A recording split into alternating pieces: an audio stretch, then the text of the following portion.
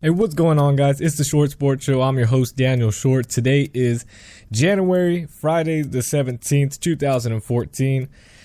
And this is going to be a really in-depth episode talking about the NFL playoffs. Of course, if I can start talking. Of course, the AFC and NFC championship game, along with some college football news.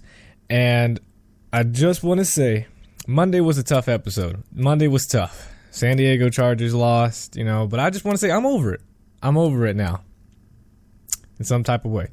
Anyways, we'll go through some college football news, but I'll talking about the NFL playoffs, which that will be the last thing we talk about. But I did a lot of research on this. I did a lot of studying. I put a lot of time into this, and I don't know. It's just going to be crazy.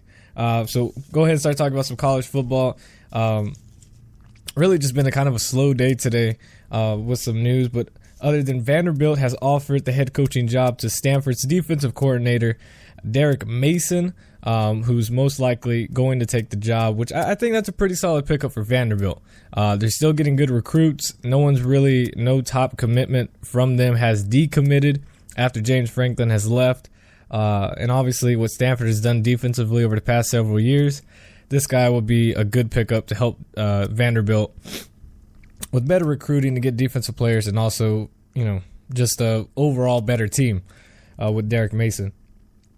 South Carolina head coach Steve Spurrier was given a raise. He is now going to make $4 million per year through 2018 and made $3.3 million last year. He's now, I think I read that he was now the top 10 most highest paid college coaches, which I just don't understand why the raise now. I mean, he's done a good job, but South Carolina's losing a lot of people this year. They're losing a lot of people, a lot of players. So I don't really know how they're going to perform next year. That's a question. I don't think South Carolina's going to be that top team in the SEC like we've seen over the several years. So we'll just have to see how that goes. And tons of quarterbacks deciding to transfer, including Minnesota quarterback Philip Nelson is to transfer because he wants a more passing style offense now that Minnesota's really transitioned to a running style offense. He had 1,300 yards, 9 touchdowns, and 6 interceptions this year. Indiana quarterback Cam Kaufman is to transfer, and Alabama quarterback Luke Del Rio, the son of Jack Del Rio, the coach for the Denver Broncos, is transferring to Oregon State.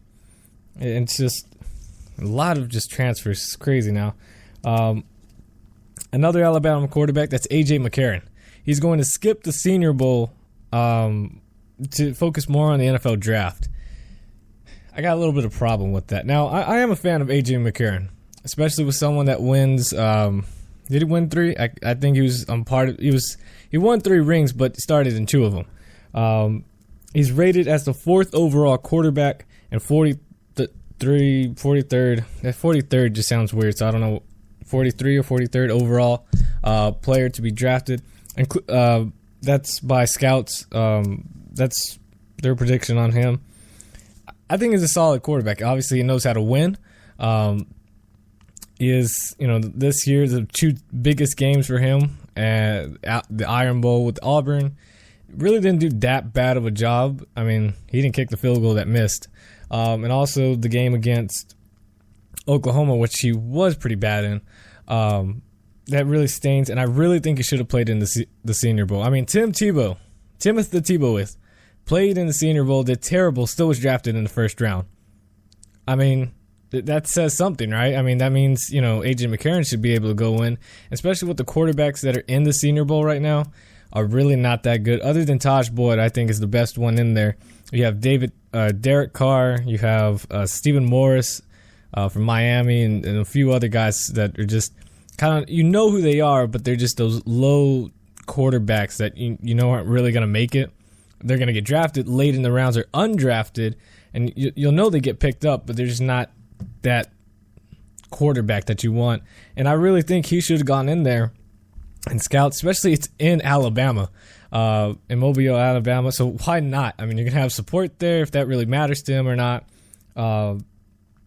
And, It's in your backyard, basically. It's not like you're going to some place you haven't been before where you're uncomfortable or something with the weather or whatever excuse you want to make. I think the Senior Bowl can only help you. I mean, these are players that you're going to go against. Now, if you think, I know some, especially at a quarterback position, their mind is, well, I don't know these wide receivers. I'm not going to have enough time to, get the timing routes going. And these are, that's true. That is one thing. But, scouts aren't stupid. At least, the good scouts, they're not stupid. So if they know it's a timing pattern type route and you've been off cue with one of the guys or one of the wide receivers has been messing up, they're not going to just completely put that all on you.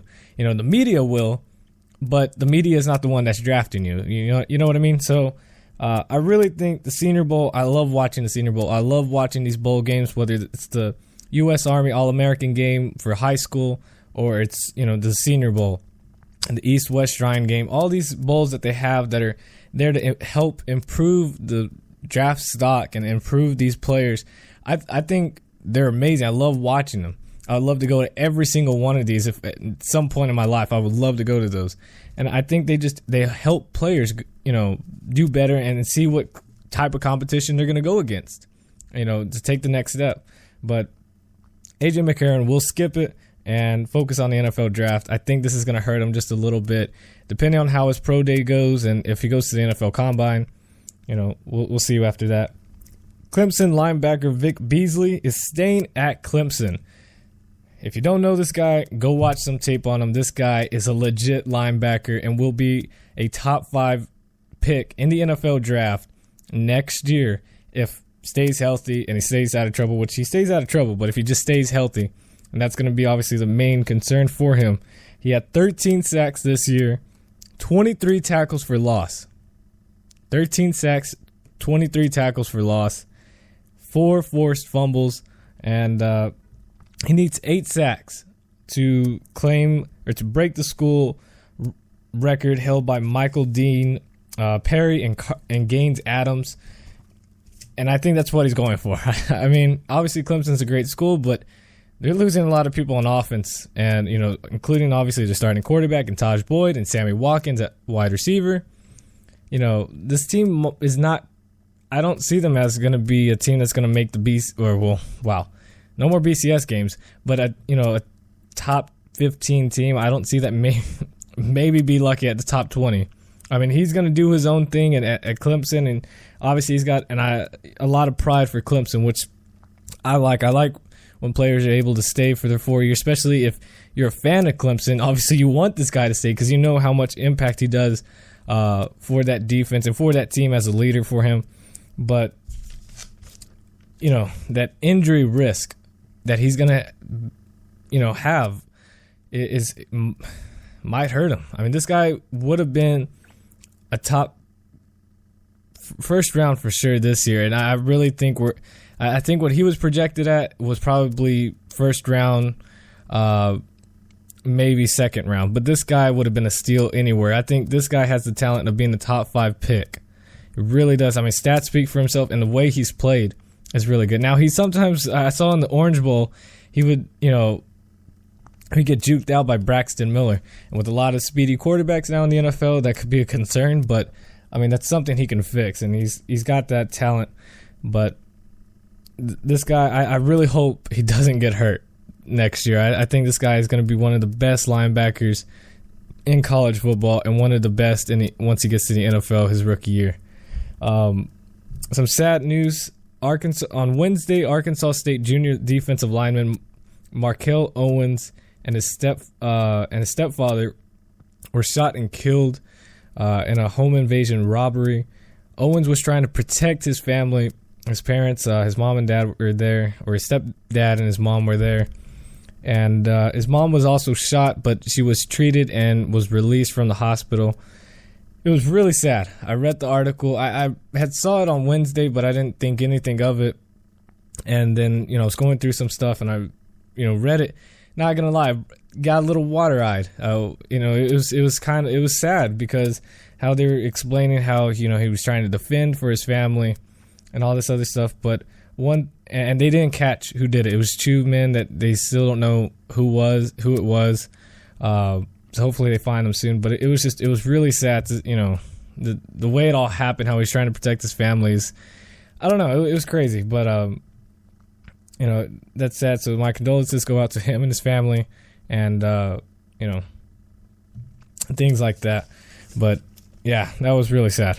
That was basically it for college football. The NFL news, major news is Percy Harvin out for the against the 49ers this week in the NFC Championship game.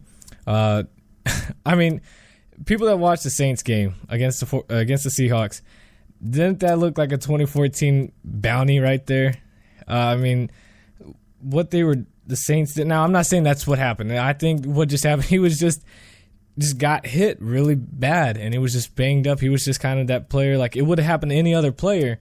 He just happened to be in that position at the bad time and everything. Because Percy Harvin, I mean, I feel really bad because he comes back in his first game in the playoffs. He's making some good plays, and he just gets knocked out. So it's because of the concussion, he's out for against the 49ers. And if the Seahawks move on to the Super Bowl, should be able to go because that'd be 2 weeks away. I would think he'd be ready to go. But it's sad because, Seahawks fans were excited. They got him, paid all this money to him, and he hasn't, and it's not his fault, but he hasn't done anything. I mean, it's just been injury, plagued, I guess. Rex Ryan also got a multi-year extension with the Jets through 2016.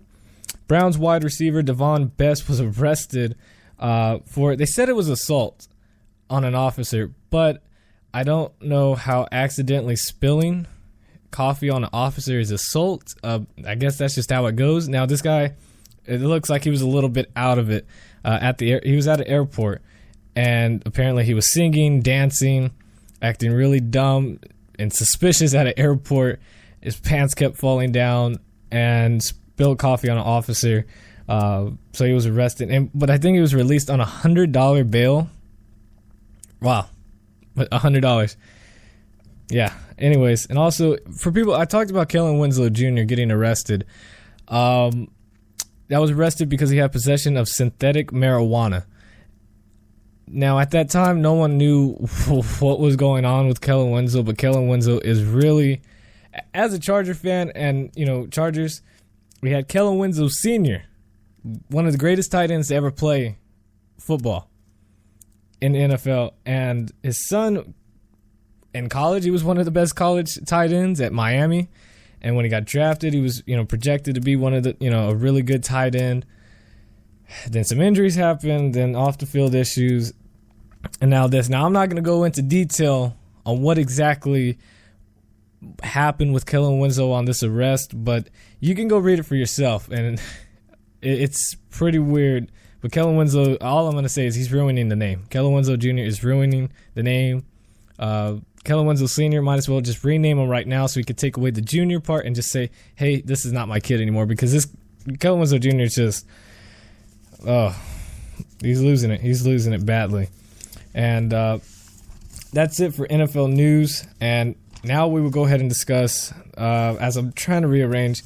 Now, I started writing down the NFC Championship first, but then I realized the AFC Championship game is the first game, and then the NFC Championship. So we will go ahead and talk about the AFC Championship, which will be the New England Patriots, the second seed, against the number one seed, the Denver Broncos.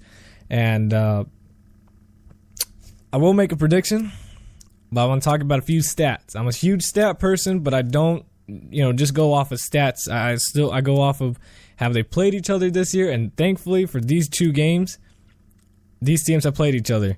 NFC side, they played each other twice because they're in the same division.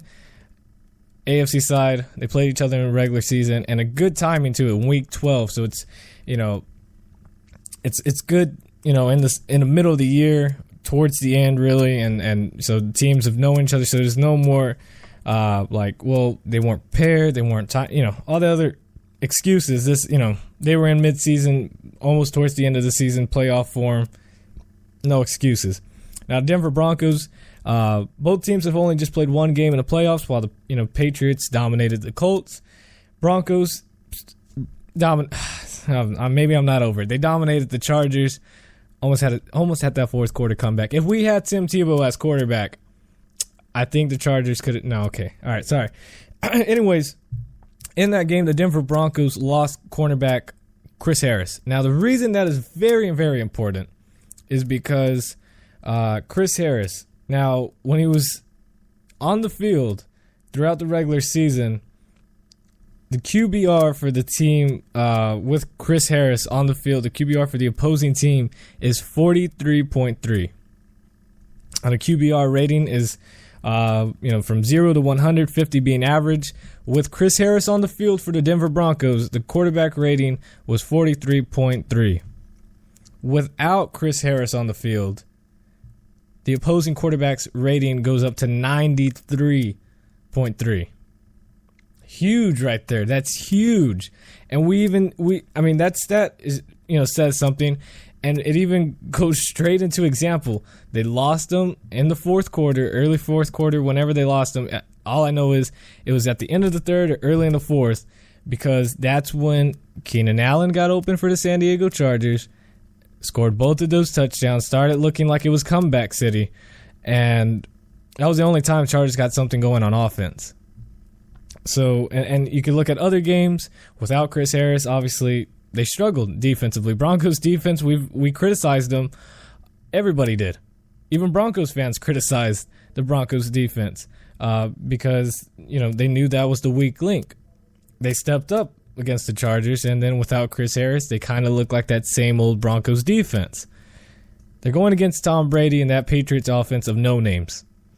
And I was listening to First Take and always wondered why people were always saying Tom Brady should be MVP. I'm like, why should Tom Brady be the MVP when you look at Peyton Manning's stats, most yards in NFL history passing, most touchdowns in a single season passing. How is this shouldn't even be a thing to talk about, but it really is. Now, yes, Peyton Manning will get MVP hands down, no question about it, just because of the stats. But you look at what Tom Brady has done. Look at the wide receivers. I bet not even a Patriots fan can name their starting wide receiver lineup. I bet they couldn't. They probably say Julian Edelman, and they'll probably say, "Oh, which week though?" Because is Danny Amendola? Is he hurt? Is he playing? Kimbrel Hopkins. Okay, who else? The only Patriot wide receiver I knew other than Julian Edelman and Danny Amendola was Josh Boyce, because he's from, TCU. But I'm just saying, that was it. But what Tom Brady's been able to do, that offense is crazy. If they had an actual wide receiver set, and Tom Brady, he lost Gronkowski throughout majority of the season. He lost Aaron Hernandez before the season started. Stephen Ridley didn't play like he did the year before. He was fumbling. LeGarrette Blount's now been playing good, but before that, he was really kind of just, he either had one really good game and then he was just kind of sucky the rest of the year. Shane Vereen was the same thing, but he also got hurt as well. So the Patriots really had nobody on offense. No one, that could just be that reliable person that, it's Tom Brady to this person. Now it's just who knows who's ever open, basically. And Peyton Manning, he's got more targets now. Demaryius Thomas, Wes Welker, who's been hurt, but he still had him throughout the year. Julian Thomas, who emerged week 1. Eric Decker, and I'm sure I'm missing someone else. And he's now got a running game. So, Peyton Manning had more targets than Tom Brady did. But, this is not an MVP discussion. You can talk about it if you want to in the comment section. I'd like to know. But, what Tom Brady's done, he really should be considered as MVP now. If you look at what he's done with the players he had to do it with. And Coach Bill Belichick as well. But obviously they won't get any awards, but that's not the point. It's just saying what this Patriots offense can do with the people they don't have, or the people that they do have that no one knows about. So real quick, in Week 12, when the Patriots hosted the Denver Broncos in Foxborough, Patriots came back from a 24-0 deficit at halftime. Tom Brady was 34 for 50, 344 yards, 3 touchdowns, no interceptions, of a QBR rating of 61. I really thought he would have a higher QBR, but I mean, I guess because he got sacked a few times. Pretty good stats against. That was a team that had Von Miller. I didn't check if they had Chris Harris. I should have checked that since I was talking about him. So I don't know if they had Chris Harris, but even if they did, that's pretty bad. But that is Tom Brady, so you know.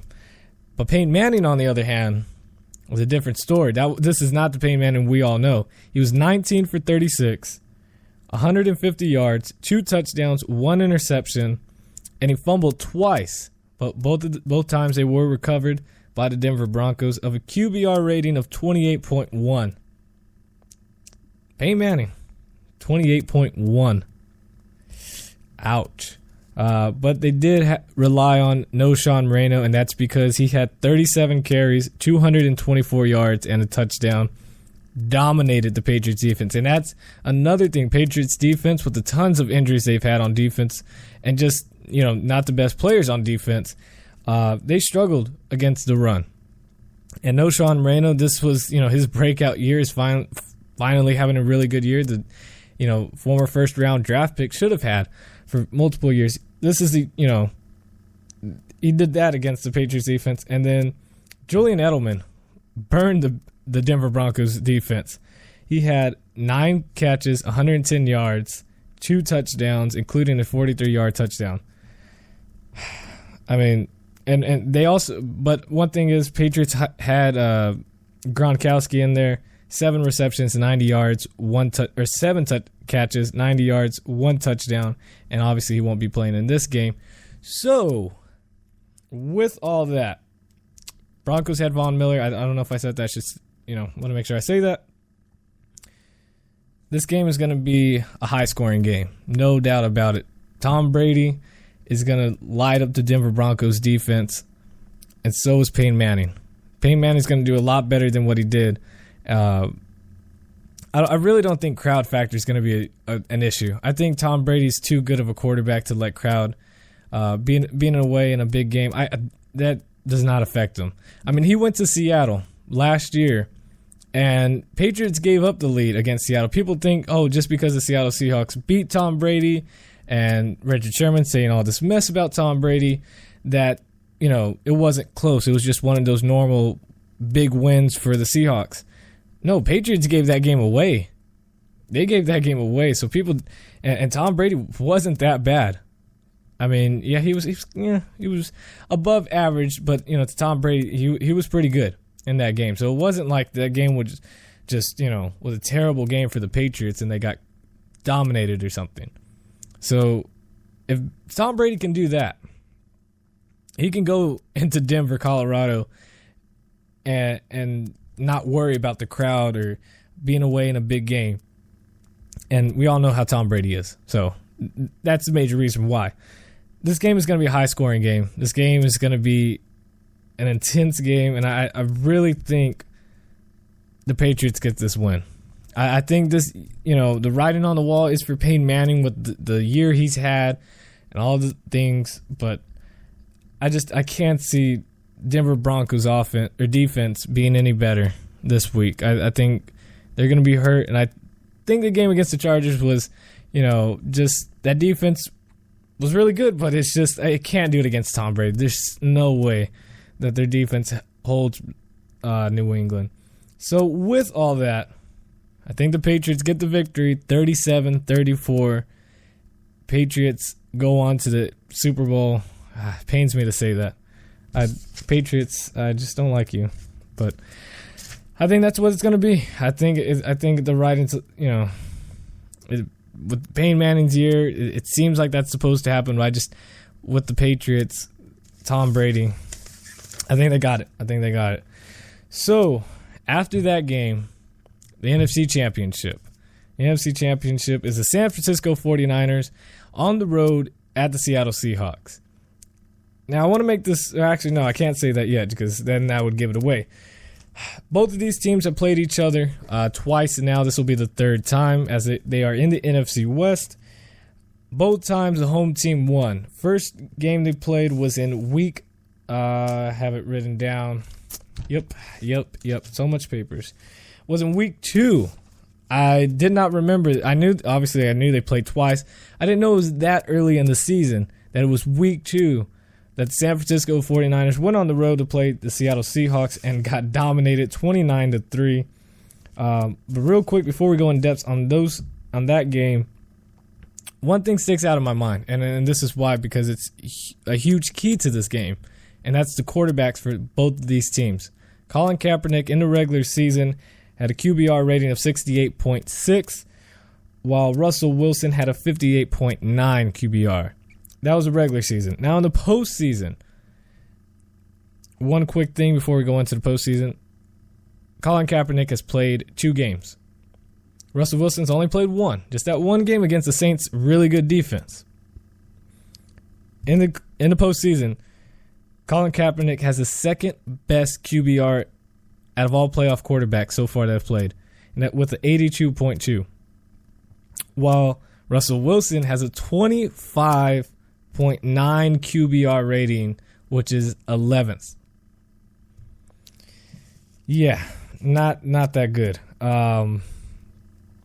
I think that's the main thing. Russell Wilson is a really good quarterback. He's a clutch quarterback, but is just not a quarterback. I don't know how to explain Russell Wilson. It's a really difficult thing because I don't know. I have a way of explaining it. I can't get it out. It's just I don't know. So I'm gonna think about that on one side of my mind while I talk about the week 2 game in Seattle. Was a 29-3 victory for the Seattle Seahawks over the San Francisco 49ers. Colin Kaepernick was 13 for 28, 127 yards, 3 interceptions, 0 touchdowns, with the QBR rating of 14. Terrible for Colin Kaepernick. It was his worst game, I believe, as a pro. While Russell Wilson, 8 for 19. I'm going to say that again, 8 for 19. 142 yards, 1 touchdown, 1 interception, 25.9 QBR. So still pretty bad. Again, this is QBR thing, I think is a real big thing in this because it's how the quarterback plays. Frank Gore was ineffective in that game. I mean, San Francisco had no offense whatsoever. Frank Gore, 9 rushes, 16 yards, and his longest run was 5 yards. That's it. And Colin Kaepernick had 87 rushing yards on 9 carries, with 28 being the long run. That's another thing, so keep that in mind, 28 long run. Marshawn Lynch went beast mode in that game with 28 carries, 98 yards, 2 touchdowns, and a long run of 21. Russell Wilson, 33 yards, 10 carries, 11 yards was his longest run. The reason I'm talking about these long runs and the big gains was because Doug Baldwin, 51 yards receiving on 1 catch. Obviously, 51 was the long one. No touchdowns. Marshawn Lynch had 3 catches, 37 yards, 1 touchdown, including a 35-yard touchdown screen. Or I don't know. Yeah, maybe it was a touchdown. I just know 35 yards was on the screen. Vernon Davis, ineffective, 20 yards, 3 catches. And Anquan Bolden, 1 catch, 7 yards. Nothing. Just nothing. The reason I'm talking about these long runs is because in this game, the first game, both teams were giving up a few plays that were longer runs, that were long gains, I guess. I mean, Seahawks had the bigger advantage in that game because they had a 51-yard reception, 35-yard reception, 21-yard run, and 11-yard run. Big gains. 11 yards, not that much, but the others, bigger gains. And Colin Kaepernick only had the big gain of 28 yards, being the long run. Now, in Week 13, San Francisco hosted the Seattle Seahawks in a 19-17 victory, which I still blame that game, that loss, on Earl Thomas because he took the worst angle to tackle Frank Gore, which that was a 51-yard run by Frank Gore, which later that was in late in the fourth quarter. We all know that run by now, and got the field goal for the 49ers to win that game. If Earl Thomas, as a Pro Bowl safety, and we all know is a very good safety, all he had to do was take a better angle. And I talked about it. I said, obviously I couldn't do any better, and I'm not here to just be a huge critic on him, but for him, his standard, the way he plays, that was not Earl Thomas right there. That was terrible. He took the worst angle possible. Frank Gore does a mini juke, just a tad mini juke, and we all know Frank Gore doesn't have the speed. He's a power guy. Mini juke, boom, 51 yards. Just like that, because Earl Thomas can't make a right angle tackle. So I still blame that loss right there on Earl Thomas. But anyways, it didn't happen. 49ers win. Russell Wilson was 15 for 25, 199 yards, 1 touchdown, 1 interception, a 48.1 QBR. Improved from a 25 that he had in week 2. Then Colin Kaepernick was 15 for 29, 175 yards, 1 touchdown, 1 interception, 41.5 QBR. It's okay. I mean, it's basically the same as the week in week 2, because he was 13 for 28. Just had 30-something less yards. Marshawn Lynch, 20 carries, 75 yards, 1 touchdown, a long run of 11 yards. That was his longest. Frank Gore, on the other hand, 17 carries, 110 yards, 0 touchdowns, but 51 being the long run. And if you take that play away, if you take the 51-yard run away, and if Earl Thomas makes that tackle, 59 yards total rushing.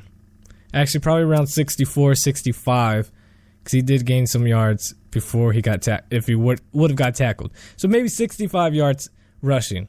That's something the Seahawks defense that we know they could have stopped the run right there. With their defense, what they're able to do. Receiving wise, Seahawks, Luke Wilson, their backup tight end, was their leading receiver. 3 catches, 70 yards, 1 touchdown, 39 being the longest reception. And then Anquan Bolden had one heck of a game. 6 receptions, 93 yards, 0 touchdowns, but a long of 27. So now, after repeating all these long gains, long runs, both teams' defensives, at some point, they always give up one long run or one long reception. At some point in the game, and I wanted to point that out is because that's gonna happen. We're gonna see that, and we'll see, because we think of, and the reason I say this is because we think of both of these defenses. We both know they're really, really good defenses. One of the tops in the NFL, with the Seahawks being the top passing defense, and 49ers being one of the top rushing defenses, and also pass defense. Vice versa for both of them. But I'm just saying which one stands out when you think of them. And we don't think of them giving up big yardages, big gains. We always think they're getting, because they're really good, they're stopping the opposing teams. But both have given up these long gains. I think that's going to be huge, because what if it comes down to that fourth quarter, momentum's all on the Seahawks and their defense is out on the field, crowds being loud, and Vernon Davis gets a 30-yard reception. Then Colin Kaepernick runs for 11 yards. Frank Gore gets a 10-yard run. Colin Kaepernick throws it to, Anquan Bolden for 19 yards. Something like that. Crowd starts to get quieter. Both teams have given up these, at some point, they've given up a really long reception and a really long run.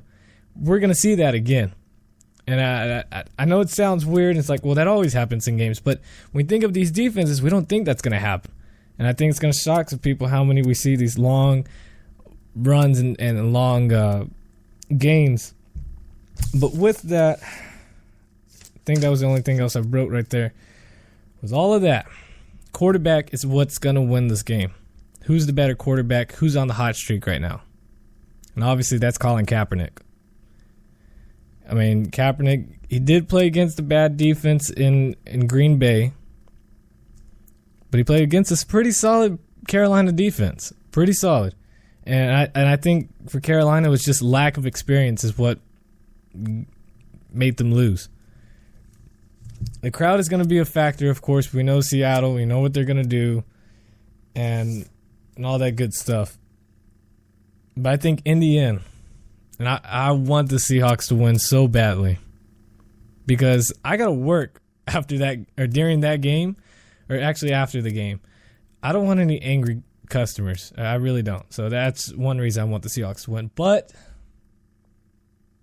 I think in the end, the NFC Championship, the San Francisco 49ers and Colin Kaepernick win the game 21-17 over the Seattle Seahawks. And it pains me to say that. It pains me. But I think that's what it's going to be. I think 49ers are the team that's on that hot streak.